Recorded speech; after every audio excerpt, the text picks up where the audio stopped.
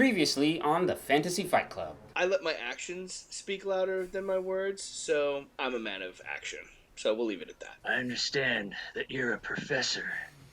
Well, prepare for your next class to be a lesson in pain, administered by me, the Dean of Ass Whippings. Take a moment and then announce your class. I'm gonna go with Ranger. What are you gonna bring? A monk. Hey fellow Game Masters, I'm Richard Quiner, and welcome back to the RPG Daily and the second episode of Fantasy Fight Club. In this episode, I sit down with Chris and Colin and we discuss the builds that they decided to go with for the fight. We break down what they spent on what equipment, the class choices they made, and the feats they may have chosen as they built their level 5 characters. So, let's get into that. Chris Martin, welcome back. It's been a day since we last met up and you chose the class of Ranger for the Fantasy Fight Club. We're going to talk about your character, the build you came up with, and what your plan is to destroy your opponent. So, first off, let's talk about the race. What did you choose for the race of your character? For race, Richard, I went with Ara Kokra, the bird eagle type person. Just trying to think of what Colin had picked. I know Colin went with a monk, and I know that it's a lava field. So my options were kind of something fire resistant was a theory, but then also him being a monk, I need to stay far away from him as possible, because if I get into hand to hand with him, it's not going to go well. So I thought a creature with the ability of flight would be awesome.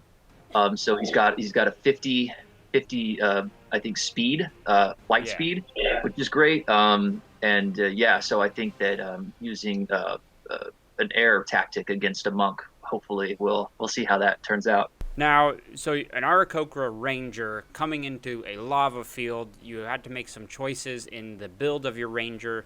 Let's go step by step. I actually have your character sheet pulled up here. We can talk about the class and why you chose each thing you chose. Starting with your proficiencies, I see here you got stealth, athletics, and survival. Did you pick those? Do you have any method, tactic you're going to use those for?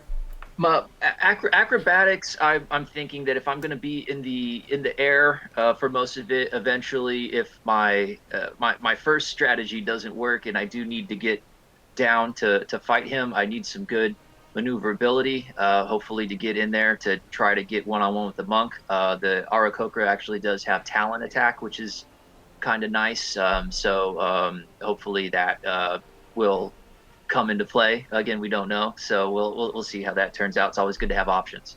Okay, we're going to skip ahead to the good stuff, the important things. Level 2, fighting style. What did you pick and why? For fighting style, I took archery. I think that being in the air and being able to attack a monk from distance is going to be better than going hand-to-hand with the monk. I know he does have key points that he can use that'll make him kind of tough to fight close up, so I'm hopefully just to put as much distance between me and him as possible. All right. At third level, you got your Ranger archetype, which I know you picked Hunter, and that gave you some extra abilities of your Hunter's Prey. What was your choice on Hunter's Prey, and why did you pick that one? I chose Hunter's Prey because it does give me, after I do hit him, it does give me another D8 damage to him if he's already been hit, and I think with such a foe like Colin, I'm definitely going to need to get all the HP on him as possible. So hopefully another was trying to get as much damage as possible and keep as much distance. All right. The next thing that we had on the list was the ability score improvement / feat. It looks like you went with sharpshooter. That I assume just ties in and making your arrows a little bit more potent. Yep. And then at fifth level you have your extra attack that Rangers get, which is very handy. I know monks also get an extra attack, but that seems like a pretty solid, straightforward strategy. Do you have any extra tactics that we can't see in your build here that you might be thinking of using? I do have a couple. There was some that you're very generous with the 5,000. That was very generous of you. I also bought some nets. My theory is to fly over him if the arrows aren't working, to drop some nets on him, hopefully to tie him up for a bit, and then maybe get a couple shots in. I did get some potions, healing, one of invisibility. Maybe I could get some sneak on him because my sneak is pretty good. And then as a last ditch effort, I went with the Horn of Blasting. It was a bit of a purchase, but if it's done right, it can do some serious damage. Again, it can do damage to me because there's a 20% chance it can blow up uh, on There's me. that. But if things aren't going well and I need to pull out a big gun, that's my that's my That's your ace big in the gun. hole. Yep. Interesting. big I or see go here home you on that also decided to go with Oath Bow as an upgrade to your longbow, giving you That's right. extra damage when you are able to hit your sworn enemy creature. So it Yeah. seems like you got a pretty straightforward tactic here. How do you think it'll do against a monk? We'll see. I know monks are very dodgy, and I know that they can move. But I'm hoping that with the sharpshooter, I hope that with the oath bow, I hope that it gives me enough of an attack to hopefully shoot faster than he can move. And if all those fails, drop nets and use a horn. So let's hope for the best. All right, sounds good. Before I say goodbye to you and bring in your opponent, tell me a little bit more about the character you built. What was his name? Iraq? So Arak is a soldier and a Arakokra, and I believe his other soldiers are Arakokra as well, and he's a sniper in the unit. And his backstory, I'm believing, is that his unit was essentially wiped out, and he still kind of holds on to them. So fighting in the pit kind of allows him to keep his unit alive. All right, well, we'll see how Eric fares in this battle upcoming. It's sure to be a tough fight. Colin, welcome back to the Fantasy Fight Club. Day 2, you spent the last day building a character to throw down in the arena against a ranger. What was your choice, and what was the race that you picked, and why did you pick that race? Chose monk. I didn't know. It's kind of an interesting setup to I was like, I want to choose the class first, but then getting to hear what Chris chose first, I was like, oh, that definitely influenced my class choice. So with the ranger, I was like, oh, I think he might. I wonder if he goes a little bit ranged attack, which I felt like the best defense against that would be the monk, and the ability to deflect some incoming attacks, and even if I wanted to, you could catch it, and if you reduce it to 0, you can send it back.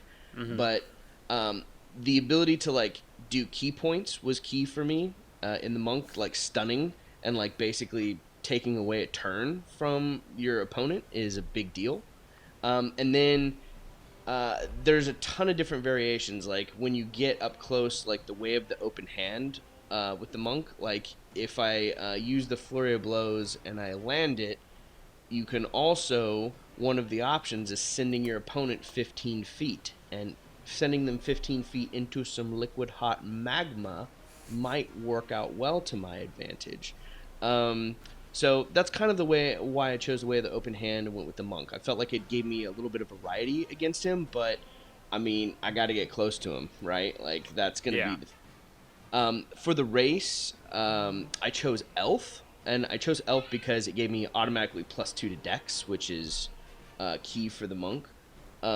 So that was the biggest determining factor for me. I was like, I need to boost my dex. So more interestingly, you picked an elf, but you also picked a sub race of the elf called the Eladrin. Yes. Was there an appeal to the Eladrin? Was there something about it that drew you to it? That is a great question. The ability to Misty Step once per day, which allows me to cover some ground 30 feet if I need to. That was why I went with the Eladrin. Yep. Very good choice. Looking at your class choices that you already mentioned you chose Way of the Open Hand, which is pretty good. Very straightforward stuff. I wanted to actually ask you a couple questions about your 4th level ability score / feat. It looks like you chose Sentinel. Yeah. Do you have a tactic, something you're trying to accomplish with Sentinel? I mean, it's just another opportunity. If he comes within range of me, right, or he chooses to disengage from me, it's another opportunity for an opportunity attack, right? The big one with Sentinel though is I need him close So if I touch him with that opportunity attack and I land it, his movement is reduced to 0. So that I need him to like be still for me eventually. And like I don't know what his plan is gonna be. Again, like this is all could it could go terribly wrong and I end up getting smoked. But I think if I get close to this dude and I can land, like, I mean, you could hit hard as the monk, like if you 2 attacks per round, getting Fury of Blows. That's 4 attacks on them just right there without like in one turn. That's pretty amazing. So trying to give myself an opportunity to do as much damage and like again immobilize him and to just curb stomp him. So Okay, that's pretty straightforward. I see you have slow fall from 4th level. You also got your extra attack at 5th level and stunning strike as a key point expenditure. So you got quite a few good choices here. I think interesting options. Let's talk about your equipment, because I was looking at this and I want to know why you chose. You were given 5,000 gold and you spent a lot of it on some interesting magic items. What did you choose and why?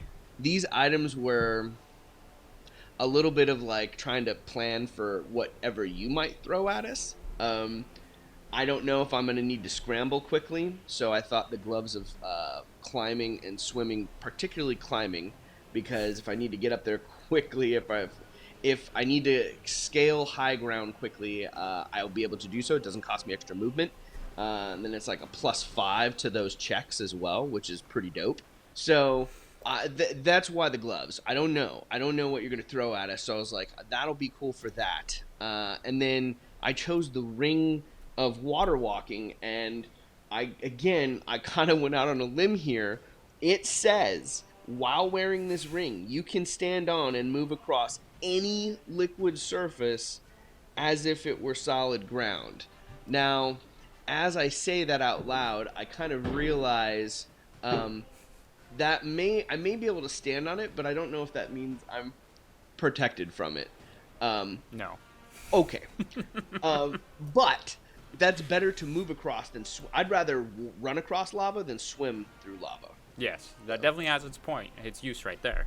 Right. So I didn't think it was going to protect me as much as it, or I was like, oh yeah, I can walk. It's like, I don't know why, like I can, what do I have, like really badass sandals that don't let the lava impact me? So, but again, in case I do end up taking a dunk in the molten earth, I'm able to at least get out of there as quickly as I possibly can. So, yeah, excellent. And then, I see you also went with a potion of invisibility. I did. That I feel is going to be important. Like if I need to, I don't think I'm going to be surprising anyone. Like it's an arena with 2 of us and like there's combat, but I think going invisible and like taking that action to go hide and then either dart around to like survive for a little bit, like maybe like bob and essentially like kind of like duck and weave and wear the other guy out, and like if I need to expend, if I'm low HP and I'm not looking good, I can either use that, duck behind, like heal up behind cover and then re-engage, or I can like use it to maybe get my way to the next into the round so I can like buy back some HP possibly. We'll see. So, all right. Yeah. It sounds like a solid strategy you have going into this fight. How do you think it will fare against a ranger? Like, if I think it'll go pretty well. Like I feel like his it kind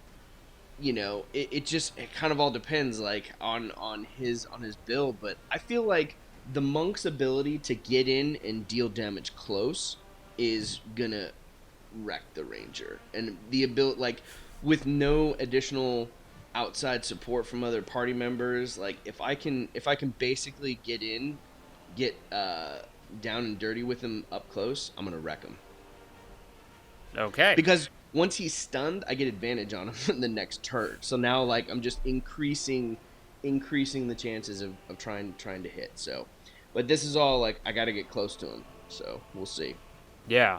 That's sure to be an interesting fight. Tell me a little more about your character, Duro Mercan. So, Duro Mercan is an elf warrior, belongs to a monastery I just created this, it's in the world of Ilranthier, right? So up in the mountains of Cremoria, which again, all things that I'm familiar with. There's a monastery up there, and he was charged by his father, when he came of age, to take control over the monastery's defenses, and a huge swarm of hobgoblins came and were overwhelming the monastery, and instead of losing an unwinnable fight, Duro decided to challenge the war chief of this hobgoblin to combat, and they will meet, hopefully, right? It's dependent upon them meeting at some point. Hopefully, whoever wins the Tournament of Championship, then the hobgoblins will retreat. If Duro falls, then the hobgoblins can basically lay waste to the monastery. So that's why he's here. That's why he's here today. That's why Okay. he's fighting in the Great Arena. Excellent.